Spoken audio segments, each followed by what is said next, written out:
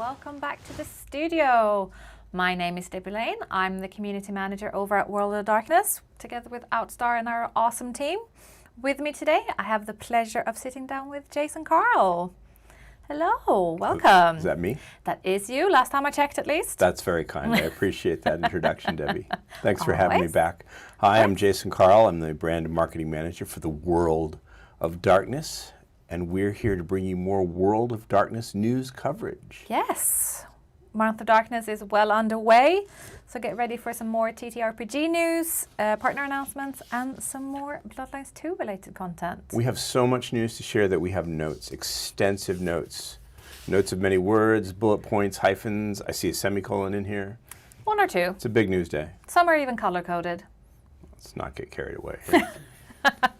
What are we going to talk about first?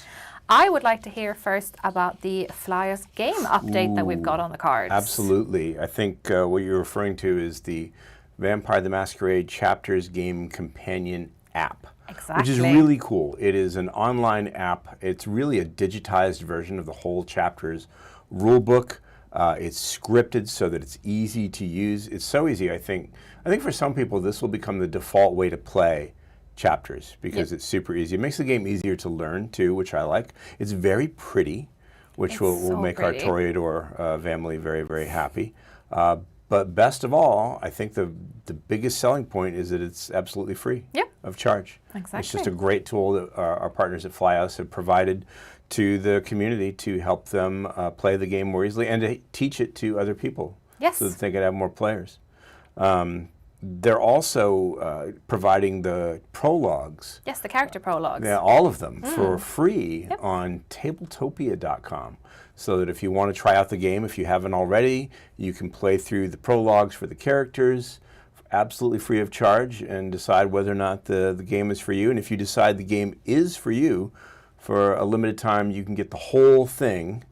And remember I said I have a whole room in my house separately for this game because it's so big. It's a big box. You can get the whole thing 50% off for a limited time, half price. That is it's pretty good. Cool. Pretty cool. You know, that's pretty respectable. Not too bad, not too bad.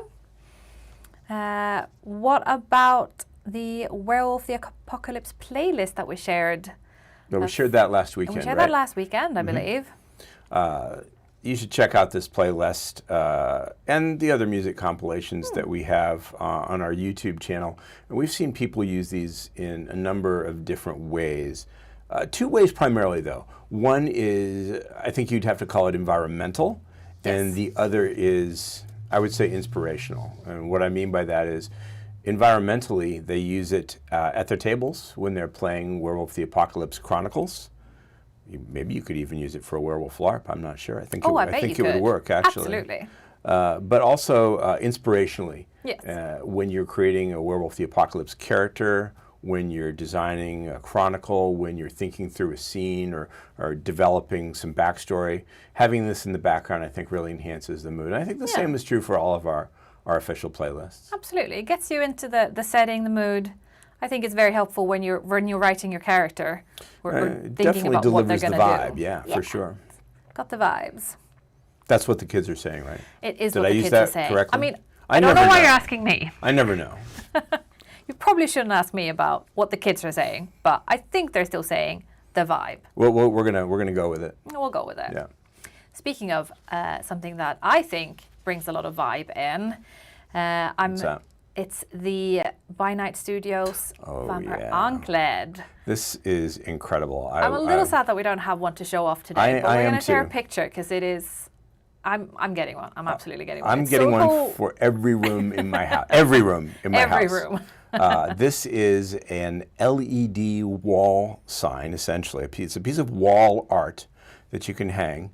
Or you can place it flat on a table or any place else you like, I guess. But it's in the shape of the official Vampire the Masquerade Ankh. And it's this beautiful blood red. It's made out of neon. And it looks incredible, especially in a darkened room. So I think that's really exciting. We haven't seen this before. We haven't had an LED sign. This is very new. And I hope that it's popular because I want all the clan symbols. I want logos. I want cool warnings to my child. that sort of thing. You know, I want to see every cool vampire meme in neon. I just want a purple Tremere sign. If we're listening by Night Studios, purple Tremere maybe sign? make that happen. Yeah. Would be pretty cool. You can check it out, I believe, on the By Night Studios website now, and it's gorgeous. Let us know if you like it, and maybe By Night Studios will make more. Please make more. Make more. What's next? Didn't you want to talk about the Bloodlines 2 contest? Yes. Okay. We have another one of my brain babies. The other giveaways have been my little ideas, but this time we've got something a little bit bigger to share with you. So us over at Paradox Interactive, World of Darkness, and the Chinese Room are excited to announce a Bloodlines 2 fan art competition. So, I'm not eligible, am I? I no, can't. My little crayon drawings aren't going to make it, are they? Okay. I mean, this is, you don't have to be the best at art. You just have to show us how excited you are about the upcoming game. Cool. So what we want you to do is draw your favorite character from the upcoming game and let us know what you're excited to see about them. I would love to see Lou being a badass, because I'm biased. But we could also see maybe Benny hunting down a wayward kindred, or just Tolly being a sassy queen. It's up to you. I want to see Tully at the gum wall. Oh no, not the gum wall. Absolutely the gum wall. I had blocked that from my memory. I'm here to help. I'm so glad you jingled that memory loose. I'm a helper.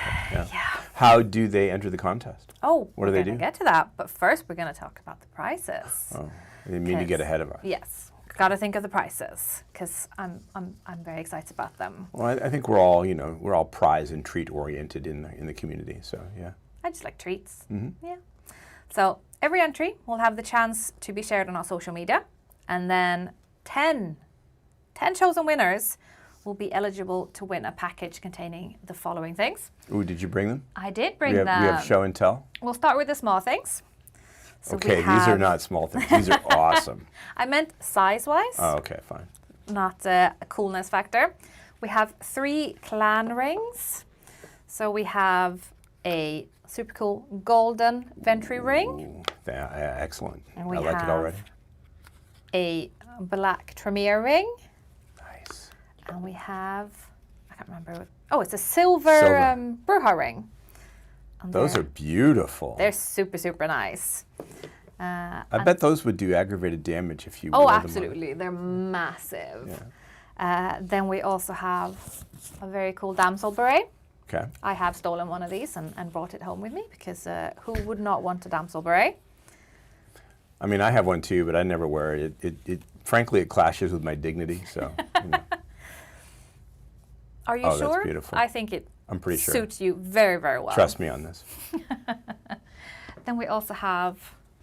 Oh, cool. A super cool little Bloodlines 2 mouse pad. Limited edition. Very limited edition. And I've been using mine for about 6 months now, and it is... You recommend it? I recommend it. That's very nice, very nice. It does a good job. And then my favorite thing. Ooh. A Bloodlines 2 t-shirt. Yeah. So you can share the love. You're giving away 10 sets? 10 sets. That's amazing. Everything in this, 10 sets. And also a little temporary tattoo of Fire's mark. But apparently, I did not bring that. But it's on the picture that we will be sharing on the website, or we've already shared on the website, I think. I think we've seen it. I think we've seen it. But it's really cool, and I'm very, very excited to see fan art. So the way that they can enter... Okay, now we get my question. Now you get it. Okay, Yes. So we're gonna see how it is. We're going to have some details. So multiple entries by the same person are accepted, but you can only win one prize per person. All answers must be in English. We will be taking submissions. So submissions close on November 1st, 2024 at 17 Swedish time. And then we will be notifying the winners via email, not in email, on November 13th. November 13th. Yes. Okay. 17 Swedish time is 8 a.m. Pacific, for those of you across the pond. You had that in your head. Very smart. I do live in Los Angeles. You have no idea how early I get up every morning to talk to these people. We're very grateful. So to enter, send us your art through the form that we've shared on our website, the Discord, and various social media. Very cool. And we're excited to see them. On to something else. We want to talk about Hunter the Reckoning, the Beast of Glenkildove. Ooh, the Choice of Games Hunter the Reckoning game. So, yes. Finally. Finally. Yeah. I mean, you're not kidding. A Hunter the Reckoning Choice of Games title has been something the community has been asking about for quite some time, and I think this is a great example of being responsive to community interest here. So our partners at Choice of Games are finally giving their amazing game format the Hunter the Reckoning treatment. So in this game, you hunt the mysterious beast of Glenkildove, the titular beast, the eponymous beast. Apparently the beast has killed one of your closest friends, and you, being filled with righteous anger and indignation, are going to hunt it down and destroy it. Along the way, you can create a character. You can play as male, female, non-binary character. You can befriend and romance mortals and supernatural characters during the course of the adventure as well. And I believe you can romance supernaturals and mortals of any gender that you like. So I think that's one of the coolest features of Choice of Games titles. Is that there's just something for everybody. Yeah. There are other features. You can adopt and train your own wolfhound That's companion. what I'm most excited about. Okay, you would be, yeah. You can adopt a puppy. There's no cat option for the cat lovers, but I'll take the wolfhound. I'll take a puppy. It's okay. It's super cool. You can also, and I think this is a first for Choice of Games, you can, as part of play, build and maintain your own safe house as a hunter. I mean, base building in a Choice of Games interactive novel, why not? Oh, cool. It sounds really cool. I'm excited to try it. I believe, though, that Marty is going to be able to tell us a lot more because she interviewed the author of this game, and we have the tapes. We have the tapes, so please play the tapes. Hello, William, and welcome again after a long break, to the interview with us, in which we would love to talk about the upcoming Choice of Games interactive novel, the first one set in Hunter the Reckoning setting that you have written. Before we start, for those of the watchers who have never heard about this novel before, can you tell us more about it? Yes, so as you say, it's the first of our titles based on Hunter the Reckoning. We have all of the previous ones, with one exception, have been Vampire the Masquerade titles, and just very recently we have released a werewolf title as well. This one is Hunter. It's based on the Hunter second edition that's come out recently. It's called The Beast of Glenkildove, and it's set in Ireland, and the antagonists, as it were, are werewolves. Those are the monsters that you're up against as a hunter. Well, I have to ask now, because Book of Hungry Names, of course, made a lot of very big rounds among our community. Did you have any either contact with Kyle, or maybe have you played Book of Hungry Names to get a little bit of that werewolf vibe into the game? Yes, I did have contact with Kyle. I played through all of the World of Darkness Choice of Games titles while I was working on Beast. Not Book of Hungry Names, which wasn't out then, but his previous game, Night Roads. And I contacted Kyle. We shared with each other the outlines and the plans that we had for our games, and kind of descriptions of characters, things like that. And I haven't yet played through the finished title, and saving that as a treat for myself for when Beast is out, but I am familiar with the details of the plot, what happens. And Kyle and I discussed ways that we could kind of crossover is a bit of a kind of a big term for it, but we could find ways to suggest that these games are taking place in the same world around the same time. Book of Hungry Names actually takes place after Beast, chronologically speaking, even though it came out first. But yeah, there's a few things that we agreed on would be cool as a kind of a shared setting element. There's characters who kind of pop up in both. There's a very small crossover. People who've played the Book of Hungry Names might have come across it, depending on what routes they took and so on. But there's a bit where you can listen to a podcast made by one of the characters in The Beast of Glenkildove, and you can hear a little bit of a snippet of kind of what's going on in that and what sort of horrifying things are happening in Ireland. We didn't want to kind of like overdo it because Book of Hungry Names taking place in Massachusetts and Beast of Glenkildove is in Ireland, so we didn't want to make it look like, oh yes, people are just sort of constantly hopping across the Atlantic Ocean, but we wanted to suggest, yes, these people all exist in the same world. That is so cool. And of course, I have to ask you, as we've met before and talked about your game, how has the development progressed since then? How you can sum up all of these months of intense work? Lots of work, a long time. It takes quite a while, unfortunately, to write these. I think, kind of because I have to work on other things at the same time, especially it takes me quite a while, but also just sort of writing a single chapter of the game, you have to take into account not just the different choices that players will make in that chapter, but the cumulative effect of the choices they've made in the past. It's enjoyable. I love it when you can kind of have very different, very interesting outcomes. You can have characters and factions feeling very differently about the player character based on the choices they've made, but it takes a hell of a lot of time, especially if you're going to do it properly. So that's what I've been doing since I saw you last. I've been working on that. That's awesome.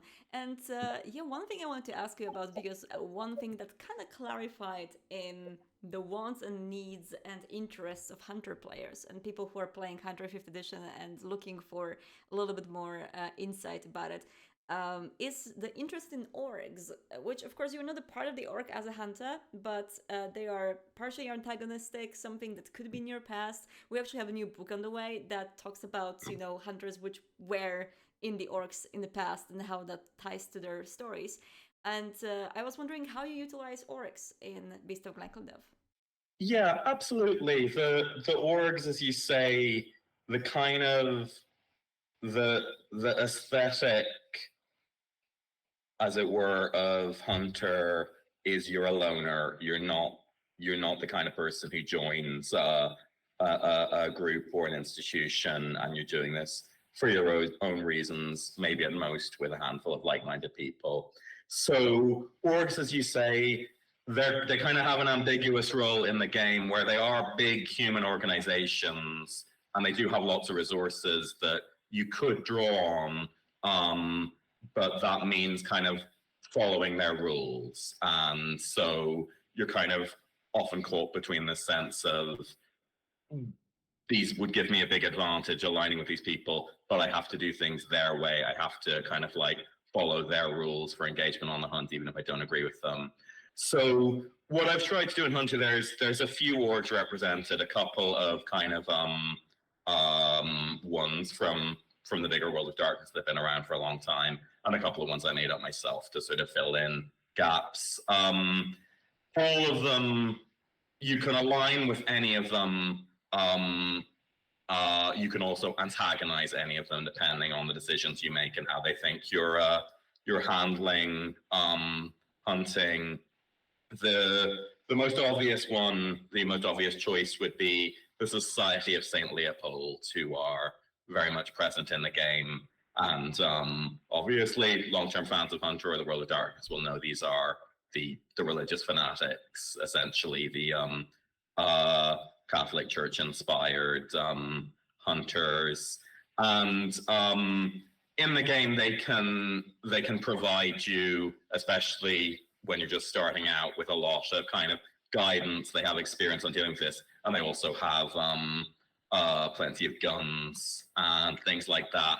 but they are absolutely convinced that all werewolves are demons, and you have to, if you're not doing your part in killing the werewolves, if they feel like you're not reliable in that respect, not only might they stop working with you, they might turn on you. They might declare you an ally of the demons, and you won't just have to worry about the various werewolves that you're up against, but also the society coming after you as well.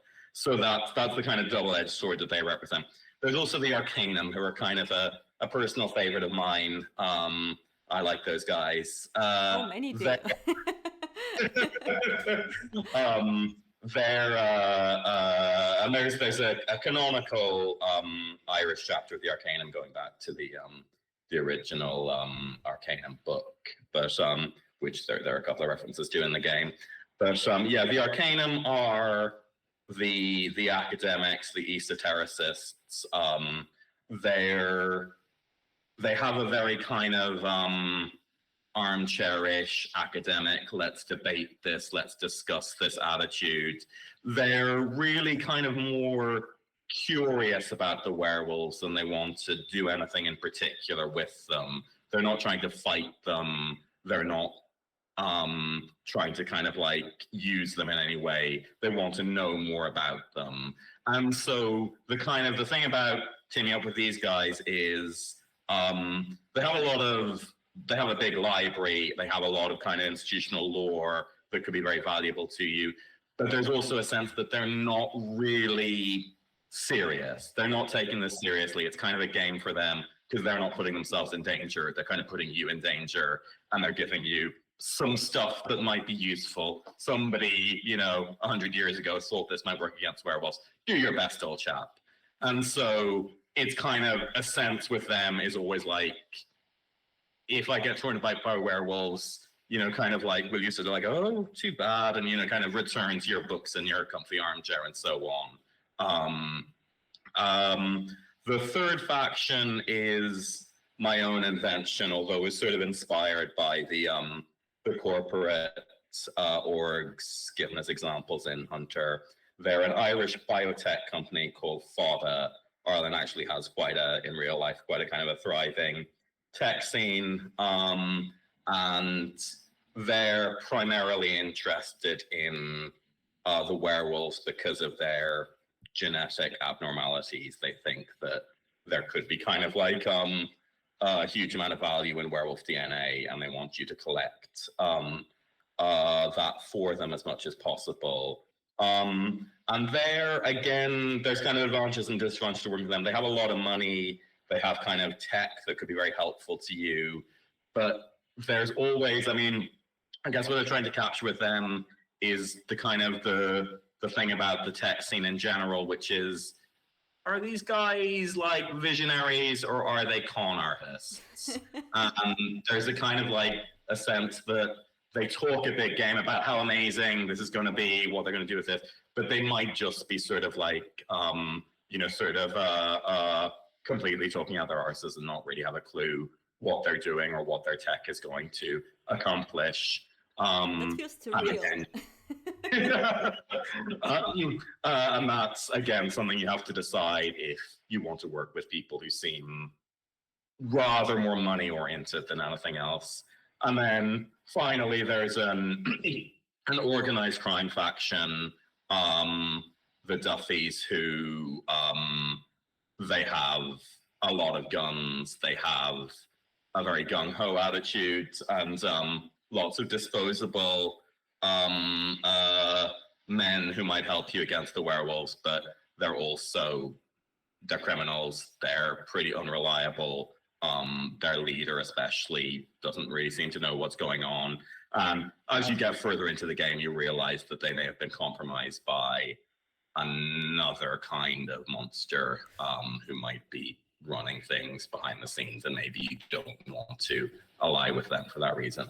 Or maybe you do want to ally with them for that. Maybe you do. That's absolutely a possibility too. If you think that kind of monster is less dangerous or less antagonistic to you than the werewolves, you might decide they are the solution or a potential ally. But then we also, of course, have a lot of, I mean, the orcs see values in werewolves in many different ways, but so do our players. And without maybe spoiling too much, is there an option, chance, scenario in which we protect the werewolf from the orc? Yes, yes, there is. It's so there are a range of werewolves in the game. Depending on the choices you make, you might get to know some of them quite well and understand their point of view, even get a kind of like a sense of like kind of why they do what they do, why they think it's important that they be allowed to do that. And yes, you might end up by the end of the game feeling like some of them are much more reliable allies than any org. That is, though, there are quite a few werewolf characters, and not all of them will be sympathetic in that way. Some of them completely embrace the idea that they're monsters and humans don't matter. Interesting. And you mentioned, of course, I mean, crossover is a little bit too much of a big world, but being set in the same universe as Book of Hungry Names and other creatures creeping in to the orcs into the story, what are the other ties to the World of Darkness in general that you try to put into this game? So I think there's a few things I tried to do. In the first place, I tried to imply the bigger world of darkness in various ways. So there are a few sort of like companies, like kind of subsidiaries and of different corporations and so on that are mentioned in the books. And if I saw an opportunity where it wouldn't kind of stick out or anything, I'd put in a reference to them just to kind of remind everyone that, oh yes, you're not using an Apple computer, you're using a Sunburst computer, because Sunburst are sort of the Apple equivalent in the World of Darkness. I also, quite a lot of the time, as you're pursuing your research, you'll hear stories. One of the characters has a podcast, a kind of a true crime podcast, and you'll get kind of snippets of strange, often horrifying things that happen elsewhere in other countries. And what I'm trying to do with that is kind of imply, oh yeah, kind of like maybe this was a mage doing something, or maybe it was just sort of people overreacting. Maybe there was kind of like a vampire involved in this. I like the idea that there's a kind of like, the World of Darkness, I think, is with the masquerade on, it's kind of like perfectly normal street, nothing going on that street. And if you look into any of the sort of like the shadows, the alleyways, if you turn over any rocks, there are so many horrifying things going on.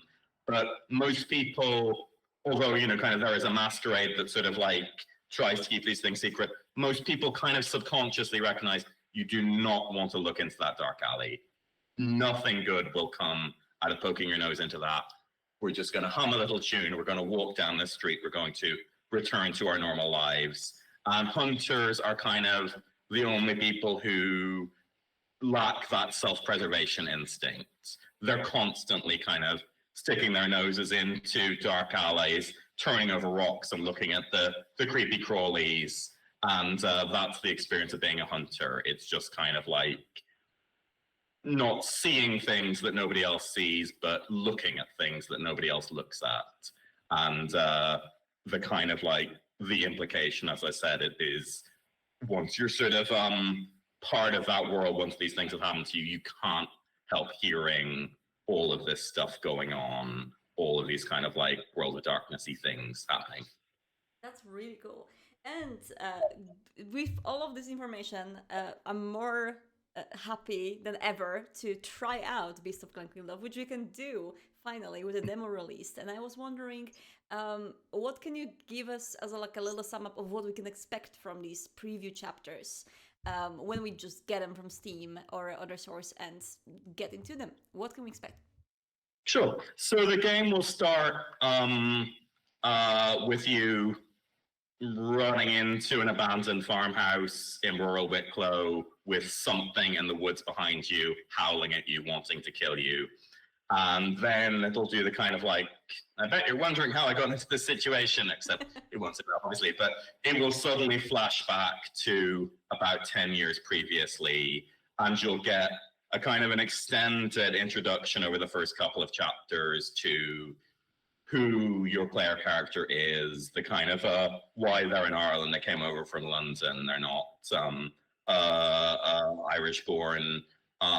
The people they met and the kind of like the bonds they formed in this part of Ireland, gradually kind of building up to this event that kind of tore you all apart, in one case literally, and kind of led to the situation you're in 10 years later. So that'll be the first couple of chapters. Then the third chapter will take place entirely in the present, and once you've one way or another escaped from the situation you were in, you'll be kind of doing the kind of preliminary investigation into what really happened. You'll be contacting the old friends that you had who were part of this episode all those years ago, and you'll kind of be sort of getting the first sense of this is what most of the game will be like. You'll be kind of trying to prepare, do research, reach out to contacts, and investigate. That's really cool. And what happens now? When can we expect the game to be finished? After we are done with the previous chapters, we already want more. Can we get a little glimpse on when we will get more? So I would have said 2/3 of the way through the final chapter. I'm writing the final confrontation at the moment. I hope it'll be done by the end of October, and that will start the editing process, playtesting, etc. I'm sure some listeners could probably sign up. If you go to the Choice of Games forum, they'll have an open call for playtesters. So if you want to play the game early, you might be able to do that. And then I don't know how long that it will take to finish that kind of process. I shouldn't have thought more than a couple of months. Awesome, amazing. Fingers crossed for the last run of the development. And as the last question, William, where can people find you online if they want to find more of your work? Sure. Choice of Games, the website. If you look for William Brown, I've written 2 previous titles, neither of them World of Darkness. One, The Mysteries of Baroque, is a kind of a gothic fantasy story loosely based on the Frankenstein story. And the second one, Cliffhanger, is a pulp story inspired by 1930s adventure serials taking place in an alternative reality version of the 1930s. That is super cool. Thank you so much for joining me, and I cannot wait to play Beast of Glenkildove. We will for sure show more of it on streams as well. And see you next time, hopefully, with more Hunter content. See ya. All right. Bye-bye. And now for our by now kind of regular little giveaway. This week I have prepared a little Hunter package. You're giving away more? I am giving away more. You're really generous. Are you sure you're a Tremere? Because I haven't heard that about this clan. Hey, we can be generous if we want to be. There's a catch. Yeah. Okay. There sometimes is a catch, but there is no catch with this package. Okay. This is really cool because I found more fun stuff. So you can get a little dice set with another matching dice bag. Look how cute it is. I'm sure that's what the hunters are thinking, you know. Yes. This is so cute. So I'm going to cute. totally wipe out that Precisely. werewolf, the ghost, with my cute weaponry. Yep. Yeah, my flamethrower is super cute. Yeah. You got token pack. Also cute. And these are really nice. They've got some heft to them. Okay. We've got another character journal. And just like the werewolf one, it's got like expanded character sheets, backstory prompts, just really cool ones. And also nice shiny thing. And then we've, of course, got the core rulebook for all of your cute hunting needs. Basically, yeah. This is a Definitely great starter cute. set for anybody who's really interested in Hunter. I think And it's got how, everything how you is need. this giveaway happening? You head on over to the World of Darkness Discord, where all the details are, and you click that little giveaway button, and you have a chance to win. Really easy. Awesome. Nothing scary about it. And no catch, I promise. Awesome. So we asked you, the community, for questions via Discord. So we would like to take a few of them this week and the rest of next week. So I'm going to start with, given that we're a little mysterious about Werewolf the Apocalypse Wormtide, Yes. we got some questions about it. Well, What is it and what will the book contain? Okay, well, we're mysterious about it because the book is still in development with our partners at Renegade Game Studios, and we don't want to reveal all their secrets. They talked about it a little bit at Renegade Con, the last Renegade Con, and I believe the plan is that they will talk more about it at the next Renegade Con. But in really simple terms, it is an antagonist book for Werewolf the Apocalypse. It contains enemies and enemy organizations for your werewolf characters to fight. That's an important part of the werewolf. I suppose it's an important part of the werewolf's reason for doing what they do, and taking the fight to those enemies and kicking their butts. The life of the werewolf is pretty dire and desperate in the world Just of a bit. darkness.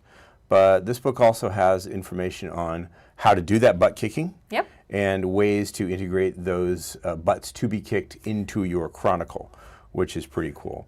The butts belong to stronger enemies, but there are still techniques you can use to take them down in the book.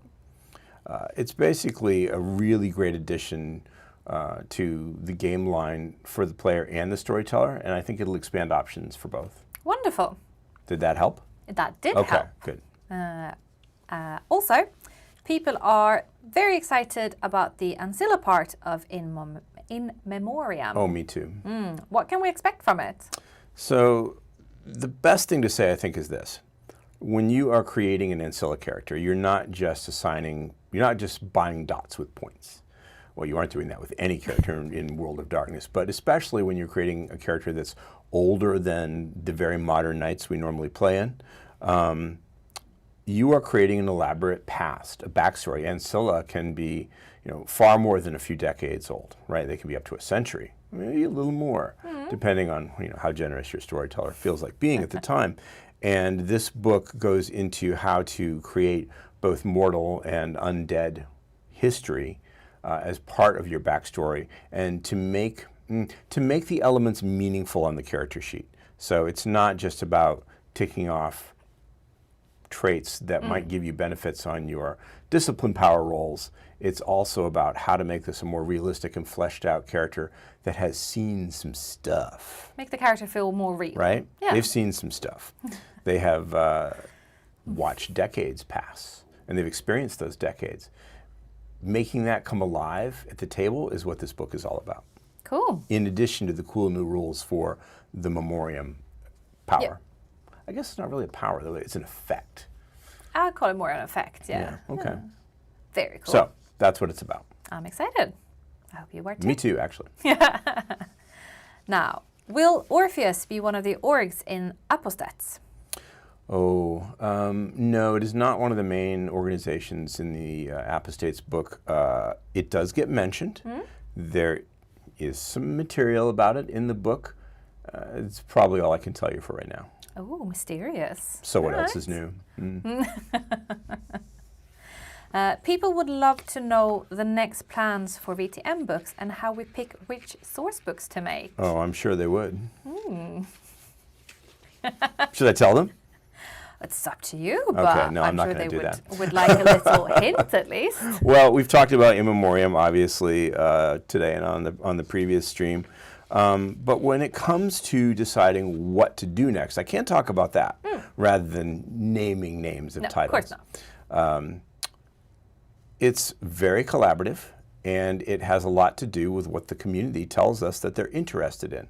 I think a great example is the Shattered Nations book for Werewolf the Apocalypse. That's a book that came about essentially because the community told us after the release of the Werewolf Core book, hey, we'd like to see more about this, or have you considered these things, or I have a suggestion that could go in a future book. We looked at all that, and a great many of those suggestions, by no means all, but many, made it into Shattered Nations. That's one of the ways we decide what to make, and that is community input. It's a lot more important than you may think. So whenever you think about, ooh, what can I, a member of the family, do for my my World of Darkness brand team? More than you think. You can keep those suggestions coming to us.